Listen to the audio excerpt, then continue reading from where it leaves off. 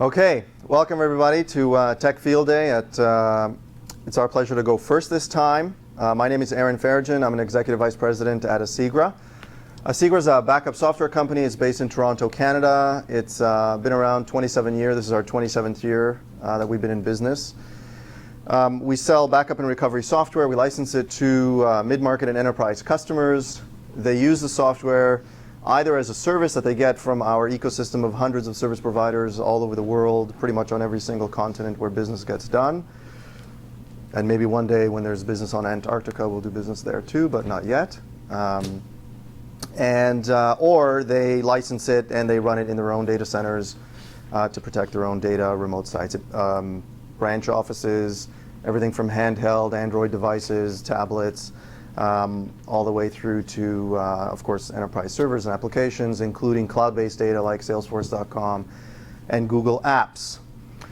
Actually, at this Tech Field Day, we didn't really want to talk so much about technology. We wanted to talk today about licensing, because it's kind of the bane of the technology. At the end of the day, somebody has to buy something and pay for something and so on. So this is not a usual subject that is done on Tech Field Day, which is something that we wanted to break the ice on. Asigra is known, for doing many things first in the industry. Those of you that have followed us for years have seen that.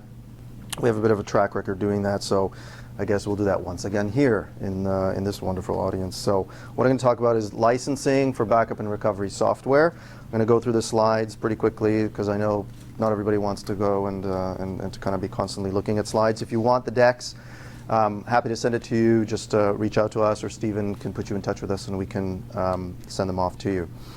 So first thing I want to say is that the current backup and recovery licensing model, we believe, is around backup and recovery software. Customers are buying it typically two ways. They're either buying it based on the number of agents or the number of machines or type of machines that they've got that they're trying to back up, also based on application types, or they're buying it based on capacity. So the capacity is based on how much data you're backing up, 100 terabytes, 500 terabytes, a petabyte, or something like that, or less.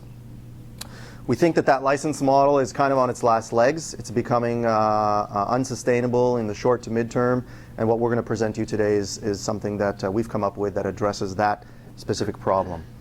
This slide is really here. Capacity is a metric is becoming unsustainable from a license perspective? Capacity based on the amount that you back up. Why is that becoming unsustainable? It's because the volumes and the velocity of data is growing so fast that every year backup basically ends up costing more and more, and you as a customer have to go back to your supplier, whether it's your channel partner or your vendor if you buy direct from the vendors, and you have to kind of beg them for a cheaper price per unit, per terabyte, per gig if it's a gig. And there's no ceiling to the growth of data, as we all know, but there absolutely is a floor for making backup software or delivering it as a service if you're buying it as a service. So ultimately, it causes a kind of a quick race to the bottom. So you're kind of at the beck and call of your supplier, your vendor, or your VAR, or whoever it is that you're buying this kind of technology from.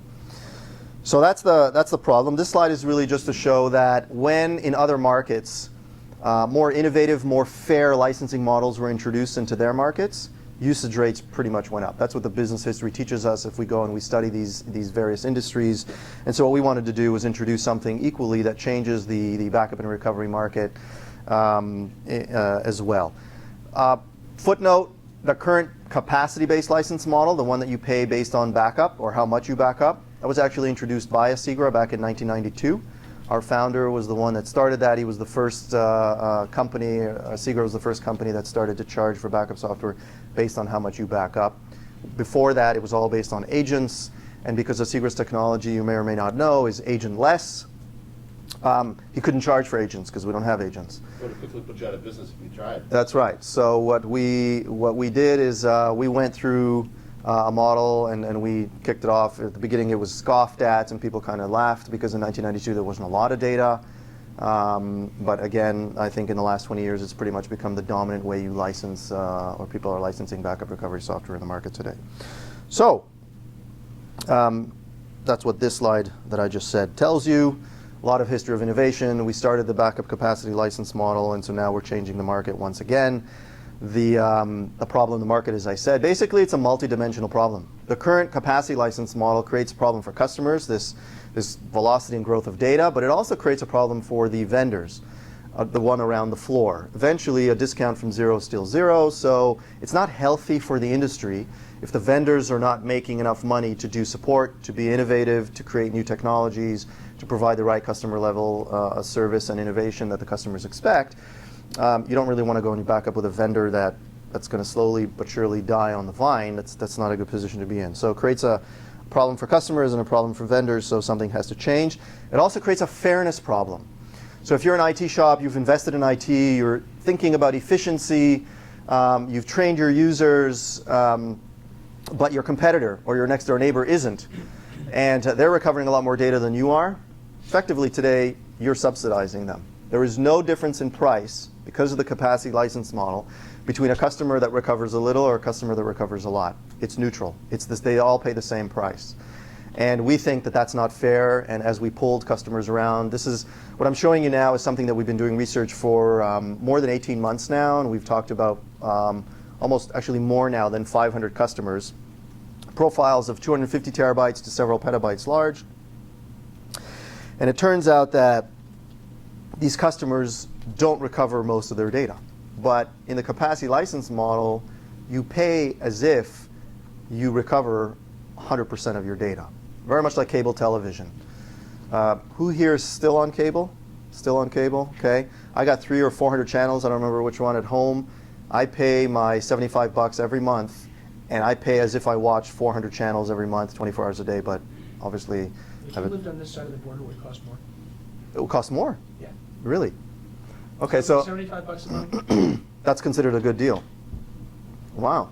So Netflix, you know, the big, it's popular. People are unplugging from cable and paying kind of per show as they need to, or very low flat rate. Basically, all of us today are paying, or the customers are paying as if they recovered 100%. They're paying as if they're watching 400 channels 24 hours a day. Turns out nobody really is. We haven't found a customer that does. So what have we done? This is the innovative part. We have decoupled the backup licensing and the recovery licensing. Today they are coupled. They're grouped together. The cost of the recovery is embedded in the price of the backup. That's the way the industry is pricing itself today. And so what we've done is separated them. That's the big innovation here. And when you do that decoupling, you get lots of really cool benefits. So we now have actually two licenses. You have a price for backup and you have a price for recovery. Fixed, and we've dropped the price for backup very, very low, and it's constant. And then you have a variable price for recovery. And the price for recovery is variable, and it's governed by how much or how little recovery you actually are doing. And that way you get to benefit if you recover very little. So I'll just build out the slides, and you'll see. Price for backup, these are all list prices, so I mean you can look at them just for example purposes, but they're not the real prices. And then you have prices for different percentages based on how much or how little you recover. And you buy them in a 1-to-1 ratio, so for every terabyte of backup you buy a terabyte of recovery. Then the question is, how much are you paying for that terabyte of recovery? And that gets answered by how much or how little recoveries are you doing. So it's a variable price based on performance. And this is really powerful because customers that recover very little pay very little. Okay? And other interesting things you'll notice about the model is that it's got an upper limit and a lower limit. That's really important because customers demand cost predictability. Cost predictability is kind of the number one thing that customers are looking for around pricing.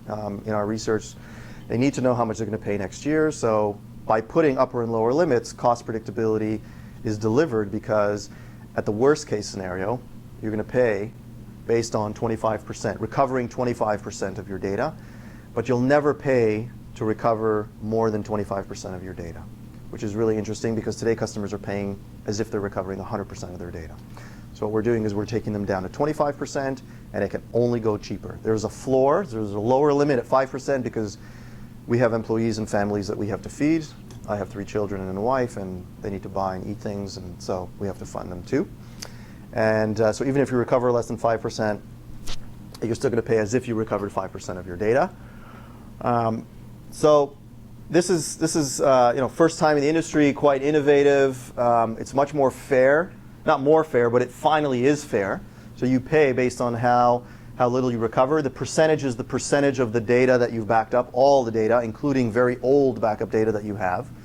that very few people, if ever, recover. Is it currently stored data, or is that all data that went through your backup server? It went through, it's all data that went through our software. This is how we license our software, so you would have had to back up the data through our software. And it's all data, including all historical data. Absolutely. And this is deduped capacity.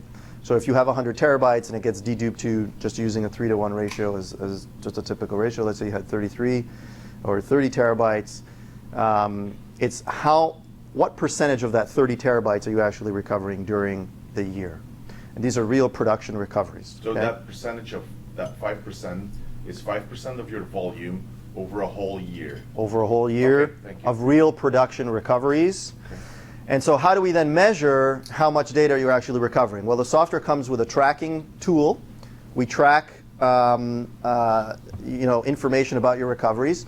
And for the first time, we're showing you information about your recoveries. This is something historically the backup industry never really wanted to do because it doesn't serve the interests of the backup industry. Just like your cable TV provider doesn't show you on the monthly invoice how little TV you watch and how few channels you watch, because if they did that, it would only irritate you even more by paying more for watching so little. So nobody in the backup business really wants to show you how little you recover because it doesn't serve the industry's purposes. So first time, peeling back the curtains, showing transparency. What's the objective of doing this? Is if we can show you information about your recoveries, like not only the percentage that you recover, but the type of data you recover, and also why you recover data. So in the Asigra software, when you do a recovery, there's a drop-down list of 11 or 13 different reasons about why you're recovering data. Is it application error? Is it user error? Is it hardware failure? Or whatever. There's a whole compliance audit, all these different kind of reasons. Does it include other? It does not include other, because we want you to pick something, because at the end of the day, other allows you to remain anonymous, and it doesn't help you improve your recoveries, and that's the whole objective. Because if we show you this information about your recoveries, you can then improve your efficiency. This is actionable information. You can improve your efficiency. You'll know why your employees are doing recoveries. You'll be able to fix it. And if you recover less, you'll pay less. And this is the objective. So it's actually giving information back that allows you to do something about it, so that you can, the first time you can now draw a very straight line between IT efficiency and the investments in IT efficiency and cost savings. Usually that's kind of a fuzzy line. But here in this case, you can absolutely see that when you upgrade disk arrays, when you patch software, when you train your employees, if at the end of the day they recover less, you absolutely will be paying less. So, Yep. to be clear on that 5% over a whole year, you said it was not on full capacity that is stored. You said it's on capacity that went through the bandwidth that has been uploaded. No, it's the stored data. It's the full volume amount. So if in year one you had 100 terabytes, and then the next year you backed up an additional I'm 50. thinking about retention. If I back up every day 20 times, but I only need a retention of 5 days, I'll need a lot less storage capacity over the whole year for you, but Correct. I'll have multiple recovery points. So what I'd like to know is it the bandwidth that you are checking on, or is it the volume stored? It's the volume stored. Okay. It's the volume stored. That way the customers get a better deal, and it's more fair, because you'll need less capacity, exactly the way you explained it. Yeah. Because if it was bandwidth, Well, then- it's basically a big ballooning thing, and you're not really doing anything. You're just continuing, again, exasperating the same problem. You haven't solved the problem then. Yeah, 100%. Good catch. So first time in the industry, this is Asigra's contribution to the world of big data analytics, which no doubt is kind of a big hot topic. This is a kind of a depiction of what the tracker looks like. Again, we can share the deck with you. So the concept is you start off, and when we start you off, or when the model starts off, you start off at that performance score 0, which is at the 25% level. That's because we have no idea how much or how little you're recovering. It's a benchmark for 6 months. And then after 6 months, the price can only get cheaper, because the price gets reset at the end of every term. So the first term is 6 months, and we do it short for 6 months, not 12 months, because we want you to earn a cheaper price sooner. If we did the first term as 1 year, you'd have to wait a whole year before you can earn that 5% price. So we do it 6 months because we want to set a benchmark year. Then you track, then you save because the price goes down, and then you improve based on the analytics information you get, and then you repeat. How do you do DR drills? Because not everybody does not the recoveries are not always real production recoveries. So when we did our research, we found out that customers actually do two types of recoveries. Real production recoveries, and they do DR drills. There's one major difference between drills and real recoveries, and that difference is that drills you schedule and real recoveries can't schedule because you can't really predict them very well. So in order to do that, we had to address that in the model, and so the way we did it is we created a separate kind of a license for DR drills, which you buy from the Asigra partner in advance, at least 30 days.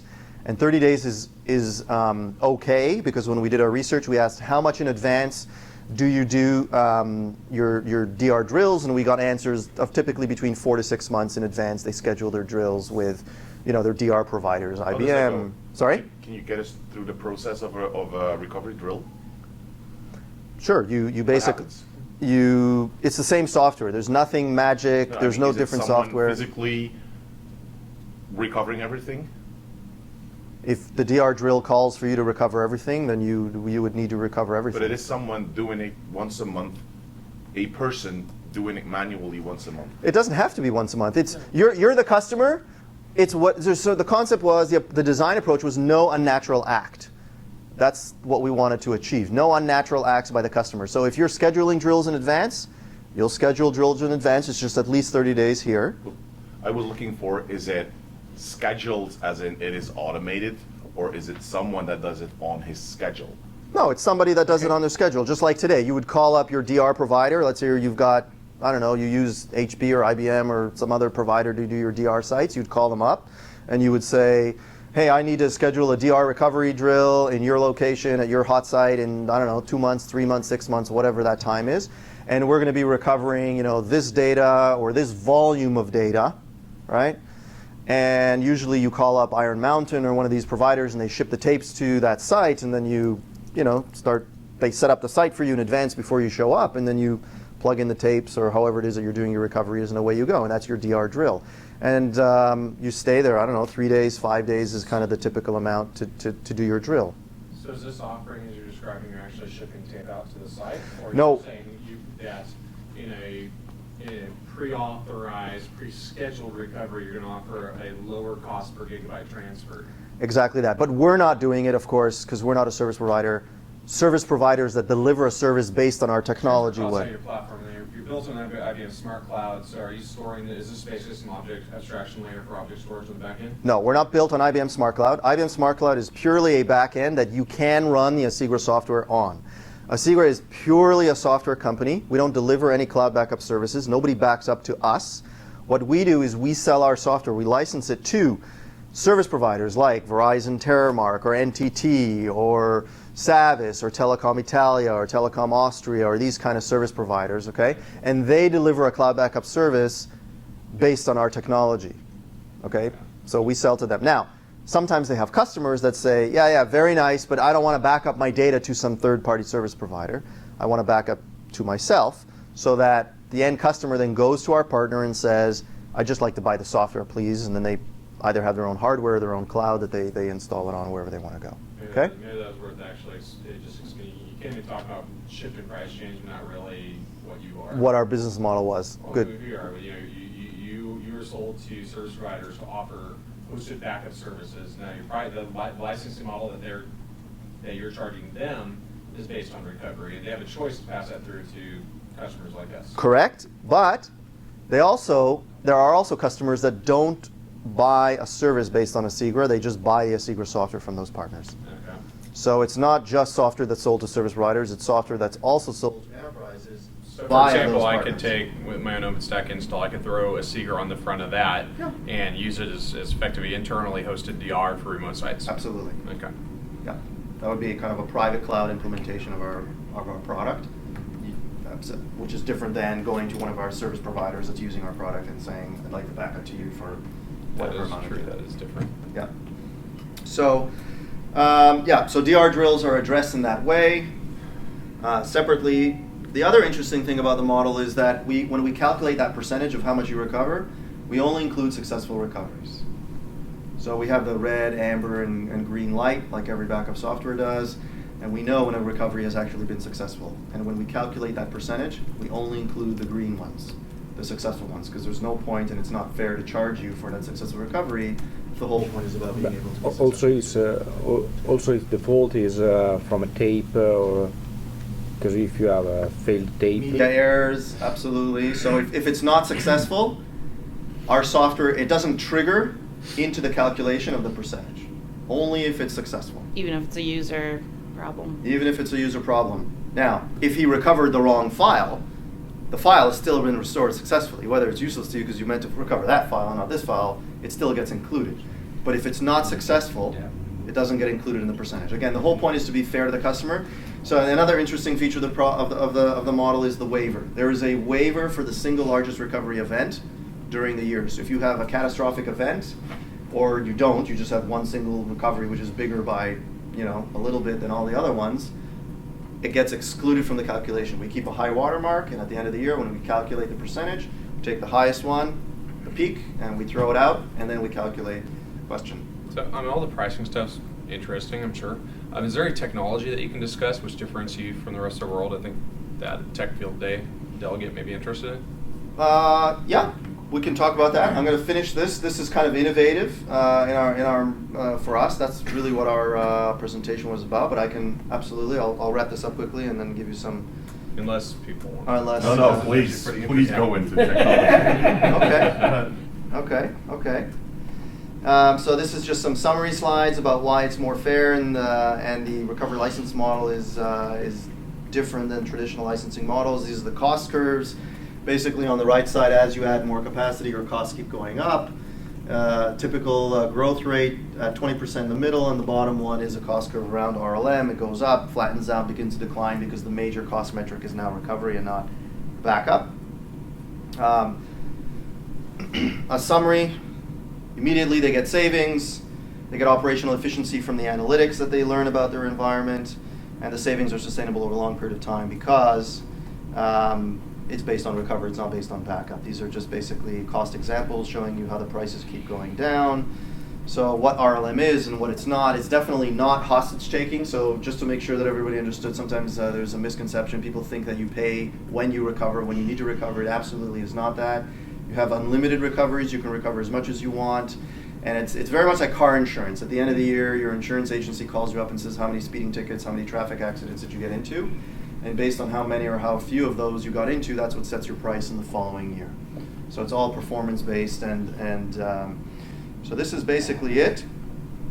And you know what I'll do? I'll just put up this slide here at the beginning, and then just give you some information about Asigra's technology. So it's for those that don't know about Asigra, there's a number of these. May I ask a question? Sure. It's probably you can think it's a stupid question, but if you have No a stupid multi-petabyte environment, it's probably better to not backup most of the data, but duplicate the data and archive them, because most of the data in these huge environments are cold data. So, for instance, Glacier from AWS, so they don't care about the restore. So in your licensing model, probably you can sell only on a small amount of this big amount of data, because the customer probably in the future, not today, but in the future they can manage a different data protection plan with object storage or worm technologies, NAS worms or whatever. So is that convenient to have this kind of model in the long term, not today? Today probably it's good, but if I think that many medium-sized business companies are going over the petabyte just today. So and most of this data is totally obsolete. It's old, yeah, and they don't need it. So for exactly that kind of data, this model makes sense. So if you just think about Glacier, this model is not Glacier. Glacier, for those of you that have studied it, is you do pay when you finally get the data out. You get some amount that you can get out at the regular rate, but then if you go over that, that's when you get, that's when the costs begin to go up. But it's exactly, something needs to put the data into Glacier. And if you're going to use Glacier as a repository, what this is software that can get the data into Glacier. And because specifically that you don't recover data from Glacier very often for that kind of data, the SLA around it, that's exactly what this license model is for. Is because if you never recover it, it's not going to impact the percentage that you actually are recovering. So your prices will always remain low, and that's exactly what it's for. If you're talking about if over time the way people design their backup schemes and architect their their backup environments where they only are really backing up data that's, let's say, up to 90 days old and then throwing it out, you're right. At the end of the day, that's probably the best kind of designed backup solution, where you're really only protecting a very small amount of data for a relatively short period of time, and then creating archiving solutions, to keep the rest of the data. But the reality is if you go around and you ask your users, what are they doing? Most users end up using backup. I don't think I'm saying anything new here to anybody. They end up keeping their backup as if it was their archive. And they don't, that's just operationally how they end up doing it. Is it the right thing to do? No. But it's what they end up doing, because historically they always did that, and if they know that, well, I have backup tapes of my data, let me just keep it so then I don't need to archive. But you're right, it's not the best way how to design a probably backup solution. From the management point of view, it's not the best. It's not the best, but it's what, unfortunately, people are doing, fortunately or unfortunately. Well, fortunately for you. Fortunately for us, unfortunately for them. But I think at the end of the day, even if they do keep things for 90 days, the amount of data that they keep in the 90 days only seems to be growing. The volumes of data, even if you just put 90 days on it, if you have 50 terabytes of data of 90 days worth of data today, you're probably going to have 20% more next year, even if it's still within the 90 days. So overall, the data still keeps growing. The velocity still keeps growing. Yeah, of course. Every next generation iPhone has a new camera. Creates more data. So it's consumer data, but also business data. So just to touch on Asigra, for those that are not, for those that are listening or here in the room that are not as familiar, Asigra's it's a backup recovery software. It's agentless backup and recovery. So the way it works is basically we have a single piece of software that the customer installs on a physical or virtual machine, on a local area network, on an existing or dedicated machine. And that piece of software will go and use the APIs. It uses credentials that you give it, and then it traverses the network and it grabs data. It asks the different applications for data that's new or data that's changed since the last time the backup has happened. It grabs that data, processes it, meaning compression, deduplication, encryption, and then transmits it over an IP connection, either if the vault is local or if the vault is at a service provider's location or even in a data center that is at a remote site. And it does that incrementally at a block level. It backs up data, so that's on the LAN. It backs up data also on Android and iOS devices. And it also backs up data. Last time we were at Tech Field Day, we showed how to do backup and recovery for Salesforce.com and IBM Smart Cloud. That was the last time when we were here. So since then, in July, we announced a new version of our product, version 12.2, and it now also backs up Google Apps as well. So it's everything from endpoint devices all the way through the usual enterprise class stuff, and extends beyond that into clouds, SaaS applications, and platforms as a service as well. So how are you licensing the connectors to these SaaS applications? Like you mentioned SFTC, you mentioned Google Apps, and I'm assuming Google Compute Engine is in a future release. So are you seeing the future directions of your product and complexity in that software, in that management of those APIs into the SaaS vendors, or? No. What we're going to do is we're going to do the big SaaS applications like Google, you said, also Office 365 is another one. So there's some generic ones that are very horizontal. Mm-hmm. Then there's thousands of very verticalized SaaS applications in different industry verticals, and we can't do all of those. But our partners, if they wanted to participate in those industries, they can.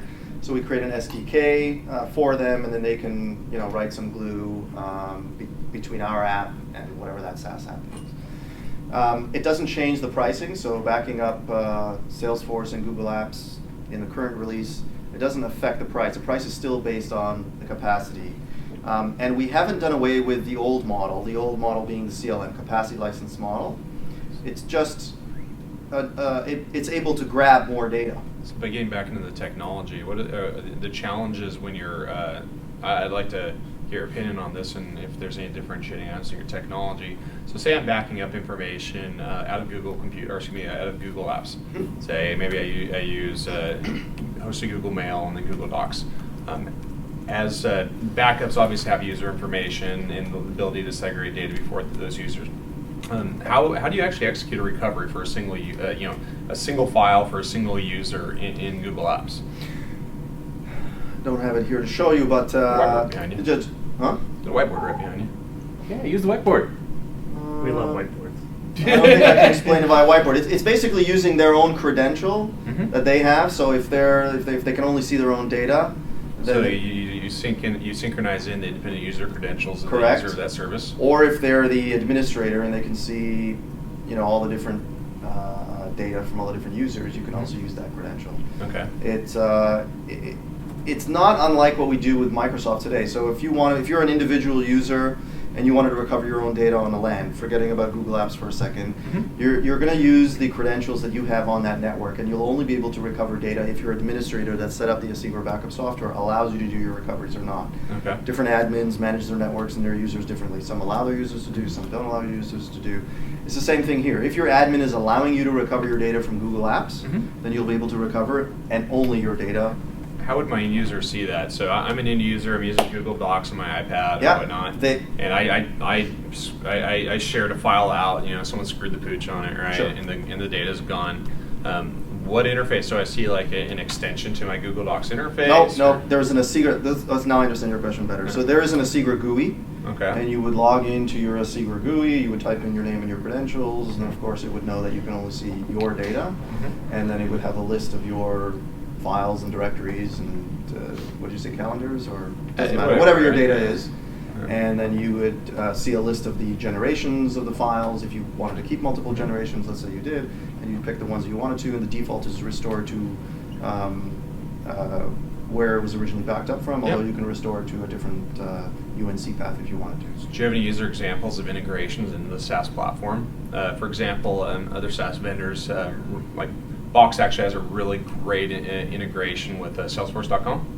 So you can do API integration, then put it in as an iframe into the console. Do you have anyone using Asigra software where the backend recovery experience is similar or through a similar interface that they would use for their SaaS app? No, because it's not designed. The backup and recovery application is still a separate application. We have a customer that's taken our software and used the APIs that we have in our product and basically embedded backup recovery capability into their application That's what I was talking about. in Germany, and they have like save as, save to that SaaS vendor's cloud, because they act as a backup service provider, if you will, Yeah, for only their service. data. Yeah. For only their type of data. So you can use Asigra that way. Most customers are not doing it that way. They're still seeing it as a separate application that they would log into and kind of pick their own data. Another integration point that we had done is together with Cisco Cloud Connector. Cisco Cloud Connector, for those who don't know, is a program Cisco has. It basically solves the problem of having WAN traffic, the classic hub and spoke architecture. It allows you, if you're a customer of Cisco's that has ISRs, 3900 and 2900s, that allows you to put the UCSE blades in the back of them. And you can leverage the routers and turn them into appliances of different sorts. The whole point is to get a bit of return on investment and to reduce the WAN traffic between the branch offices and the central site. Today, when branch offices want to leverage a cloud service, the data traffic goes from the branch to the central out to the cloud service, puts WAN traffic and burden on the customers, and they have to keep buying bigger WANs. It allows now the remote site to just go from branch out to the cloud service if they wanted to. So Cisco's name is Cisco Cloud Connector, and the two initial applications that were launched about 7 months ago, I think now, were Amazon and Asigra, and allows customers that have ISR sitting at their branch offices to leverage a cloud backup service to go from the branch directly to an Asigra service provider, not us, but one of our service providers, if they wanted to, or if they're using Asigra internally in their data center, they can just go directly to their data center, in which case, anyway, the data has to go across their WAN regardless. So that's another a little bit of information about the technology and the integration that we had done. You do, there's now an ecosystem of different applications and cloud services that you can buy, leveraging Cisco Cloud Connector. They have a whole kind of program around it and so on. So another point of information about Asigra's technology. I don't know how much more time we have. Happy to take any questions. Anything else that you guys feel like you want to talk about? Maybe some technical architecture kind of questions? Which I'll do my best to answer. Nope. Go ahead, look at me. everybody's looking at Howard like, I don't know, he's My going to ask problem me is the it's hardest like, question. I just remember this, It says it's been around since like the dawn of time. they have, and they were one of the first guys to do source deduplication. Yeah. So, at about the same time Avamar came out, you could say, remote office, branch office, laptop, desktop, all the things that source dedupe was a good idea for.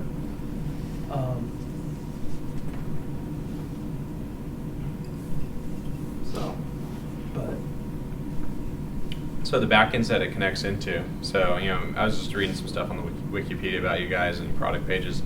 I guess IBM Smart Cloud runs their stuff on their OpenStack cloud, runs Asigra on their OpenStack cloud to offer backup services out of it. All right. So what types of backends are you supported on?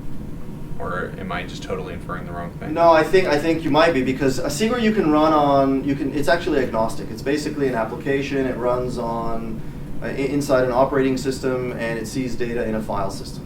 Mm-hmm. And you can run it on Windows, you can run it on Linux, backend, the storage. So you have to expand a block. You have to expose a block device to your to your server, or can you expose an object device in the back, or object storage on the back end? It's kind of agnostic to us, because we're just writing data as files into a file system. So that means no, you cannot use object storage.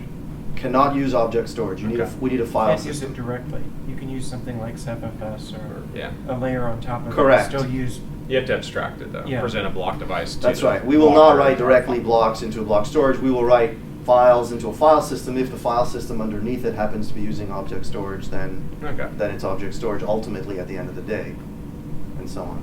So basically the Asigra architecture looks like this. You have your DS client, which is the agentless collector, and then on the other end of the cloud, you have inside your data center, you basically have one or more in an N+1 grid, if you will, and it's connected to some kind of storage. We need to see this storage as file system, although it could be object behind it. We just need to see it as a file system. And this is an N+1, it could be Windows, it could be Linux. And basically the DS client is traversing the network, talking to the applications at the application layer. If it's Oracle, for example, we would talk to it in RMAN language. If it's Microsoft, we talk VSS. If it's VMware, we would talk VADP language, whatever the different applications that they give you APIs and so on. And this DS client is doing backups and recoveries simultaneously. It grabs new data. It processes it, so it's doing compression, encryption, compression, deduping, it's doing dedupe first. Then it compresses the residue deduped data, and then it encrypts it with FIPS 140-2 certified encryption, and transmits it over the wire to either your corporate data center or it's a service provider, the central location, and then you would have many different locations. This can be a Cisco ISR, as I've said. This can be a physical machine. This can be a virtual machine. For endpoint devices. So in this case, it's agentless. It is very much like an agent. If this is a laptop, you would install it on a laptop, and we have for Mac, for Linux, and for Windows. Anybody here running a Linux laptop? Oh, okay. Linux VMs on my Mac. Okay. No, just curious. We use virtualization. And then it would, in that case, it is an agent. And then for other endpoint devices like Android and iOS devices, you download the app from Apple or from Google Play and put it on your device. And it doesn't come with a vault. You need to, if you're working with a service provider, the service provider gives you the IP address of where their vault is, and that's where the data gets sent to. Or if you're doing it on your own, you give your users, you set up the app before it gets uploaded to the App Store with the IP address of the vault, and then they back up all their data to there. So it works on the Android and iOS tablets and smartphones and so on. So that's basically how Asigra works in a nutshell. You can also replicate this, so there's no kind of single point of failure. So if you have another DR provider, you can replicate this, and then you have another copy of your backup. And this you can run in your facility or in your service provider's facility, and that's basically how Asigra works at a very high level. How do you create a vault? How do you create a vault? You install this is called a DS system. So you have many, many different DS clients sending data to a single DS system. This is our application. You install it on Linux or on Windows, and you can create more nodes in the grid. If it's n+1, you need 3. One can go down, one can go down and it's still up. If it's 5, then 2 can go down and it's still up, and so on. So there's no cost difference if you have an n+1 grid in the number of nodes that you have in it. So it's just a matter, you can add and take away nodes at runtime without impacting the service, or you can replicate data selectively. So if you're a service provider, some customers may want to pay to have their data in 2 locations, some may not want to, because it changes the cost per gigabyte. Do the nodes self-load balance? It self-loads balance. We built that in, and basically there's a director in here, and it kind of decides which load is going to go on which one next. And if they're all busy, it can take load on into itself. Is it a pass-through or a client notify connect different? I didn't understand your question. So if you're load balancing yourself, right, a client would connect to one of the DS nodes. It would Let's connect say to the it's- director, and the director would say that she's not so busy, she's got the least amount of load, so you're going to be serviced over here, over here, over here, wherever The director is separate or part of every node? No, the director is separate, but it's part of the grid. So in the event everybody's really busy and you need the horsepower from the director, it can also act as a DS system node in and of itself. Okay. And if the director dies, which is typically the next question, they self-select their own new director. Oh, I see. So each can be its own. Okay. Yeah. So directors are process, not a machine. Correct. Yeah. Correct. And if it dies, they self-select their own. So in fact, any node can actually be a director. It's just a matter of picking the right. It's not something that's separate, and it's only acting as a director. It's just an extra function. So what if the IP of the director changes? How do you deal with that on the client side? The clients can store up to 8 IP addresses. So usually they don't show only IP addresses. This is typically a fully resolved domain name for them. So it's like such and such service provider's backup service or something, .com or something, and they just back up to that. They don't expose necessarily the IP addresses, although it can have. I think it's up to 8 IP addresses or 8 fully resolved domain names, because if this thing ever dies, they now have to do backups and recoveries from the failover. You can replicate to multiple locations. Blackout window or maintenance window? Sorry? You have like a blackout window or a maintenance window? You mean when you want to do upgrades, for example, for the software? Well, some backup vendors, they've got like so many hours or a certain time every week. Some backup vendors. Avamar But has to. so if you're running Asigra software yourself, you'll decide your own maintenance window. If you're backing up to an Asigra-powered service provider, I imagine that they have some maintenance window Sunday between 2 o'clock in the morning and 5 Yeah, o'clock in the morning. or Aaron, I something. think the question's more, Avamar once a day wants you to have a couple of hours when you're not backing up data so that it can do garbage collection. And it's Clean up every snapshots, day. things like that. Oh, I see. Yeah, so you set But this you- yourself, right? but So you don't can need to do that, No, right? we don't need to do that. You set, if you want to replicate once an hour, you'll create a replication schedule yourself. You may only be replicating 30, 40, 50% of your Yeah, it would- DS client's data. You can replicate even down at the backup set level. It's not the whole DS client. What about backing up virtual machines? I mean, do you back up each and every virtual machine? And if so, do you use snapshots, or are you just backing up the whole virtual environment? So if it's VMware, let's say it's VMware, we leverage the VADP API So you are using collection of snapshots. APIs, so you can do snapshots, you can do individuals, hosts if you really wanted to. So it's a fair question about garbage collection still. Yeah. If there's a And you can, it leverages CBT, so backing up the same thing all You're the time. backing You up- can also do CBT in recoveries as well. Do you support parallel disk backup inside of a VM chain? Like if you're backing up a VMware VM, does it do one disk at a time, or can you do 5 at a time? No, I think you can do parallel, because if you have a big VMware farm and your backup window is small, or, well, it's limited, it's going to be at some limited time as your VMware farms grow, you have to do that. This is kind of specific, but can you back up a VM that already has a snapshot on it, like a different snapshot that maybe the admin made? This is like really specific. If you don't Yeah, know the don't answer, know. it's fine. but- Don't know. I don't want to tell you something that I don't know. How about granularity and recovery? If you're backing up virtual machines, which applications do you support for granular recovery? Do I have to recover the whole virtual machine, or can I recover an email or the files? Yeah, so email systems that we do still group-wise. People still using group-wise. Even Novell today, people are using NetWare, believe it or not. Lots of law firms use NetWare still in very dark cabinets that they don't open very often. So group-wise, notes, and of course Exchange. You can do granular recoveries, also SharePoint down at the item level, the email systems down at the email level, mailbox level, and then the whole store level or database level. Virtual environments, you can also do file level, and we do VMware. We also do Hyper-V and Citrix Zen. Do you support recovery of individual entities within a vCloud environment into its original location? Don't know. How about VMs? Can you back up an entire VM together? Don't know. Sorry, there's limitations.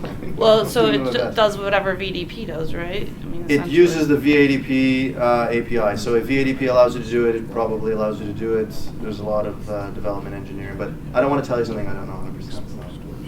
What about deduplication? Dedupe we've had in the product since 1993, so we do our own dedupe.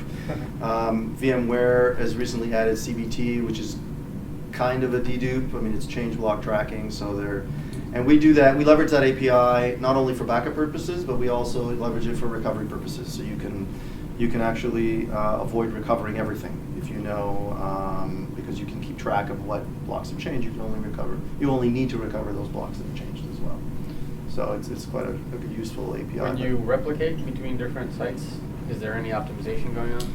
Yeah, because we're replicating our own data, so we know what data has changed and what data has not changed. Then there is optimization. The data that's sitting here is already compressed, deduplicated, and compressed, so you're not going to again need to deduplicate and compress it over here. It's already in that state. But we don't replicate everything because there's no need to replicate everything. There's only a need to replicate the stuff that you need in order to if this whole site went down. So there is optimizations, but it's replication that we've designed only for our own application. It's not vanilla replication that you would then use to replicate other apps. It's not like some array-based replication or something like that, which is in some cases ignorant of the application that it's the data that it's replicating. Sure. So no network optimization? Like long WAN? What kind of optimization? Like WAN optimization? No, we haven't built WAN optimization into our product. Okay. No. What about like for SQL or Exchange? Do you have to download a specific client to do that? No, the DS client is talking to the DS client's going to talk to your Exchange or your SQL server But it's using still- DSS language. Okay, so it's 'cause still that's backs what it up. Microsoft wants you to do. Okay. That's the official way how to, best practice of how to back up, and it's going to ask Windows for what's new and what's changed, flush everything that it needs to flush, quiesce databases and so on. So it just knows what kind of application. Yeah, it the is. DS clients have, when you go in there and you say, it has a list of different types of backup sets.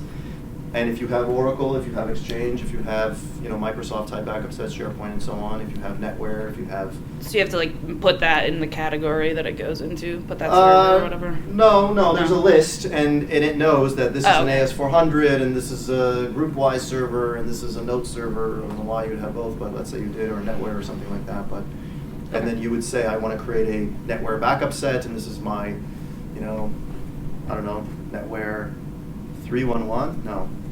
Or what was it? 411? For my time. Way old. I can't remember what the oldest one. But anyway, 311? Is that right? Or 312 or something like that? Anyway, and it would recognize it as what it is. Yeah. Or Oracle, Salesforce. There's a little Google G, you know, that looks like a little Salesforce S and stuff. You just pick the thing that you want to back up. So that's Asigra at a very high level.